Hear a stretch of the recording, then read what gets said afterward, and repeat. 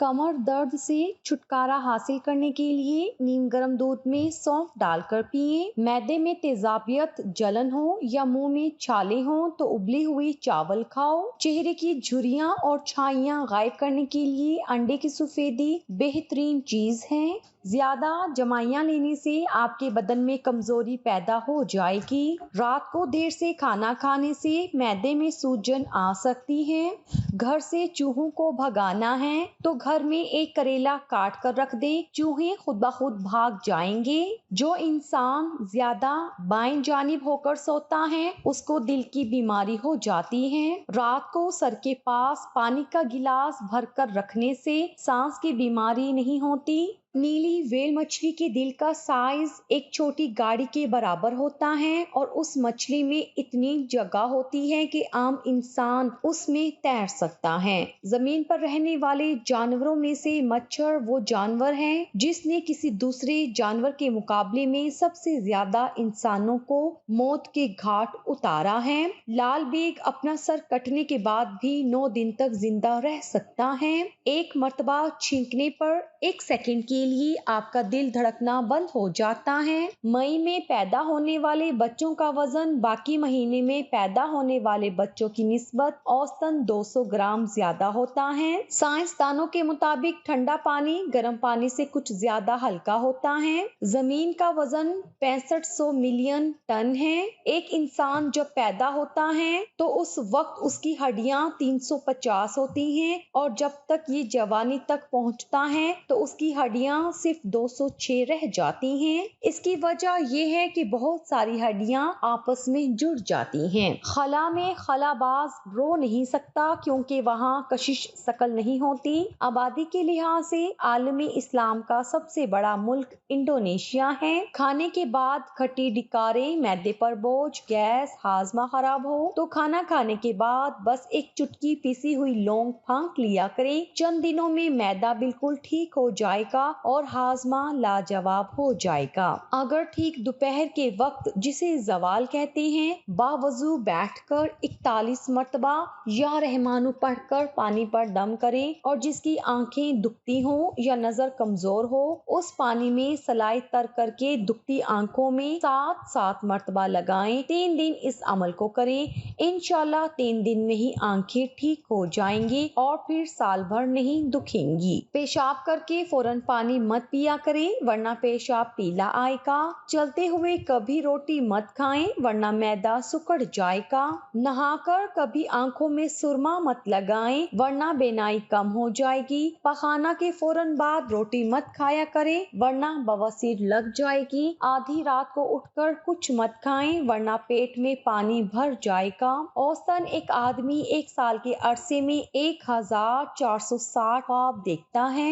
दुनिया का सबसे बड़ा बीज कोकोनट है। सऊदी अरब में कोई सिनेमा नहीं है। अगर बैठे बैठे ब्लड प्रेशर कम होना महसूस हो तो टांग के ऊपर टांग रख लें। इस तरीके से खून की गर्दिश तेज हो जाती है और ब्लड प्रेशर नॉर्मल हो जाता है। रात के वक्त चॉकलेट या मिठाइयाँ मत खाएं, इससे आपकी नींद मुतासिर होगी और आपका ब्लड शुगर बढ़ने के खतरात भी होंगे और आमतौर पर मिलने वाली नींद की मिकदार कम हो जाती है। अगर आपको सोने से पहले सोचने की आदत है तो ये ज़हीन होने की अलामत है। आम लोग बिस्तर पर लेटते ही सो जाते हैं जबकि ज़हीन लोगों का दिमाग हर वक्त चलता रहता है और वो बिस्तर पर भी बातें सोचते रहते हैं। गुलाब का गुलकंद खाने से यादाश्त में इजाफा होता है। शहद को गर्म करने के बाद नहीं खाना चाहिए और बुखार में भी शहद का इस्तेमाल नहीं करना चाहिए। अगर आप छोटी छोटी बातें भूल जाते हैं और शायद आप अपने आप को कोसते भी हैं लेकिन आपको ये जानकर खुशी होगी कि भूल जाना ज़हीन लोगों की अलामत है। होंठों को गुलाबी बनाने के लिए ताज़ा दूध की झाग होंठों पर मलें, इससे आपके होंठ मुलायम और गुलाबी हो जाएंगे। पेट दर्द के फौरी निजात के लिए मूली के रस में नमक اور سیاہ مرچ ڈال کر پلانے سے پیٹ کا درد ٹھیک ہو جاتا ہے۔ پالک کھانے سے آنکھوں کی صحت اچھی ہوتی ہے۔ اگر کوئی شخص کم بولتا ہے لیکن تیز بولتا ہے تو اس کا مطلب ہے کہ وہ بہت سارے راز جانتا ہے۔ 90% لوگ موبائل میسج پہ وہ باتیں لکھتے ہیں جو وہ خود نہیں کہہ سکتے۔ سردیوں میں پاؤں رضائی سے باہر نکال کر سوتے ہوں، جب کھڑے ہوتے ہوں تو آنکھوں کے آگے اندھیرا آ جاتا ہو، تھوڑا سا چلنے یا سیڑھیاں چڑھنے سے دل تیز تیز دھڑکنا شروع ہو جائے تو ناف میں تیل لگائیں اور ساتھ ہی رات کو سونے سے پہلے پاؤں کی انگلیوں پر تیل کا مساج کریں۔ یہ نہ صرف ان تمام امراض کا علاج ہے بلکہ یہ آپ کے دماغ کو پرسکون بھی رکھتا ہے۔ آم اور لسوڑے کا اچار کھانے کے بعد پانی پینے سے زکام، نزلہ اور کھانسی کا سخت اندیشہ ہوتا ہے۔ رات سونے سے قبل کمرے میں نیلے رنگ کا بلب جلایا جائے، ایسا کرنے سے مچھر کمرے میں داخل نہیں ہوتے۔ روٹی پکا کر روٹی کے برتن میں ایک چھوٹا سا ادرک کا ٹکڑا رکھ دیں، اس سے سارا دن روٹیاں نرم و ملائم رہیں گی۔ سونے سے پہلے پھل نہیں کھانا چاہیے کیونکہ یہ کھانے کا سب سے برا وقت ہے، اس کو کھانے سے آپ کا بلڈ شوگر بڑھ جاتا ہے۔ کان میں اچانک درد ہو جائے تو پاؤں کی چھوٹی انگلی کا مساج کرنے سے درد کافی حد تک کم ہو جاتا ہے۔ دودھ اور گوشت ایک ساتھ ہرگز استعمال نہ کریں، ایسا کرنے سے معدے میں السر کے خدشات ہوتے ہیں۔ صبح سورج نکلنے سے پہلے ایک چٹکی کچے چاول کے دانے پھانک لینے سے جگر مضبوط ہوتا ہے۔ کوئی بھی چیز کڑھائی میں تلتے ہوئے کچھ لیموں کے قطرے ڈال دیں، ایسا کرنے سے تلی ہوئی چیز میں کم جذب ہوگا۔ بغلوں میں پسینے کی شدت کو کم کرنے کے لیے نہانے کے بعد بغل میں پھٹکری کا ٹکڑا پھیر لیں اور پھر پانی بہائیں، مسئلہ دور ہو جائے گا۔ شہد، گلاب کا عرق، ہلدی اور ملتانی مٹی کا پیسٹ بنا کر دانوں والی اسکن پر لگائیں، دانے خشک ہو جائیں گے۔ روئی کو پیٹرول میں ڈبو کر شیشے کو صاف کرنے سے شیشہ ایک دم نیا اور چمکدار ہو جاتا ہے۔ اگر گھر میں چیونٹیاں زیادہ ہیں تو اسی جگہ پر سوکھا آٹا ڈال دیں، چیونٹیاں چلی جائیں گی۔ ماتھے پر ہاتھ رکھ کر بیٹھنے سے انسان ڈپریشن کا شکار ہو جاتا ہے۔ کبھی ٹیک لگا کر کھانا مت کھائیں، اس سے سانس کی بیماری کا خدشہ ہو جاتا ہے۔ دنیا کا واحد تیل زیتون کا تیل ہے جو چربی میں نہیں بدلتا اور موٹاپے کے لیے کمال چیز ہے۔ ریچھ کا گوشت کھانے سے کبھی دل کا اٹیک نہیں ہوتا۔ جن لوگوں کی سننے کی حس بہت اچھی ہوتی ہے ان کا دماغ بھی ذہین اور تیز ہوتا ہے۔ جن لوگوں کی جلد خشک ہو وہ گاجر زیادہ سے زیادہ کھائیں، اس سے ان کی جلد ملائم ہو جائے گی۔ 3 عورتیں جو اپنا گھر نہیں بسا سکتی، پیارے نبی صلی اللہ علیہ وسلم کا فرمان سن لیں، عورت ایک فرد نہیں بلکہ پورے خاندان کی نمائندگی کرتی ہے، کیونکہ اللہ نے عورت کی بہت سارے رشتے بنائے ہیں اور اس کے ذمہ بہت سی اہم ذمہ داریاں ہیں۔ جہاں مرد کو اللہ نے پابند کیا ہے وہیں عورت کو بھی پابند کیا ہے۔ جب عورت کی شادی ہو جاتی ہے پھر اس کی ذمہ داری بہت بڑھ جاتی ہے، تو اس کے لیے ضروری ہے کہ وہ اپنی زندگی گزارنے کے لیے کچھ چیزوں کو سمجھے اور اپنے شوہر کی زندگی کو جنت بنائے۔ میاں بیوی اپنے رشتے کی عظمت اور سچائی کو پہچانے۔ ہم آہستہ آہستہ اپنا مذہب، اپنے فرائض، اپنا کلچر، اپنے بڑوں کی تربیت چھوڑ کر نئے اور ماڈرن زمانے کی طرف جا رہے ہیں۔ یہی وجہ ہے کہ آج ہمارے رشتوں میں وہ برکت ہی ختم ہو گئی، وہ پیار، وہ محبت، وہ عزت سب ختم ہو گیا ہے۔ ایک وقت تھا جب بیویاں گھر سے نکلنے سے پہلے شوہر سے باقاعدہ اجازت لے کر باہر جایا کرتی تھی۔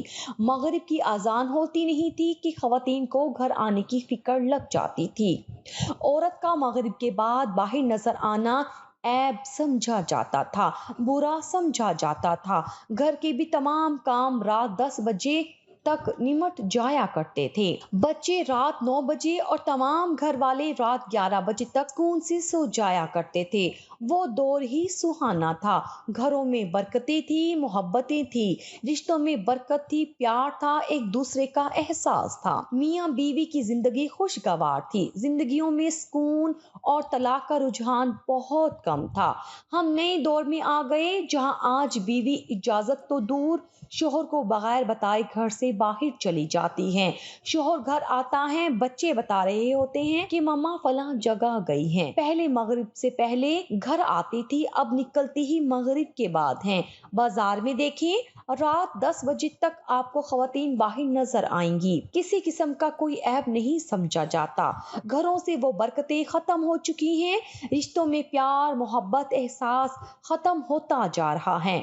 बच्चे रात देर तक जाग रहे हैं, वालदैन देर तक जाग रहे हैं, मतलब सारी गंगा उल्टी बह रही है। और नतीजा ये निकला कि घरों से सुकून बिल्कुल खत्म होकर रह गया। हर चौथे घर में तलाक, हर तीसरे घर में बेटी मैके में मौजूद, हर दूसरे घर में मियाँ बीवी फसाद। ये था नए और पुराने दौर में फर्क। औरत का शोहर की इजाजत के बगैर घर से बाहर निकलना हराम है। ये यूरोप का कल्चर है कि बीवी शोहर की इजाजत के बगैर घरों से चली जाए। आपका शोहर आपका हाकिम है, मजाजी खुदा है, उसकी इजाजत के बगैर घर से जाना गुनाह कबीरा है। दुनिया के किसी आलम से पूछ ले, किसी को जरा शक हो तो अपने अकायद के उल्मा, देवबंद, बरेलवी, अहले हदीस से पूछ ले। मैं दावे से कहती हूँ, जिससे आपका दिल करे आप पूछें, वो कहेगा हराम है, हराम है, हराम है। दोनों जहानों के सरदार रसूलुल्लाह सल्लल्लाहु अलैहि वसल्लम से भी साबित कर देती हूँ। हजरत अब्दुल्ला बिन अब्बास रज़ियल्लाहु ताला अन्हु से रवायत है कि रसूलुल्लाह सल्लल्लाहु अलैहि वसल्लम ने फरमाया, शोहर की बगैर इजाजत के जब कोई औरत घर से निकलती है तो आसमान के फरिश्ते, रहमत के फरिश्ते उस पर लानत करते हैं जब तक वो वापस घर ना आ जाए। अब माज़अल्लाह रसूलुल्लाह सल्लल्लाहु अलैहि वसल्लम पर किसी को शक हो तो वो खुद को ईमान से फारिग समझे। हाँ, बराबर वाले घर में जाना हो, शोहर से इजाजत लें, फिर अपना कदम घर से बाहर निकालें। माँ घर से बाहर जा रही है, अल्लाह का हुक्म क्या था, परवाह नहीं। रसूलुल्लाह सल्लल्लाहु अलैहि वसल्लम का फरमान क्या था, परवाह नहीं। शोहर को बताना जरूरी नहीं, शोहर की इजाजत गवारा नहीं, तो इसके 100% असरात औलाद पर पड़ते हैं।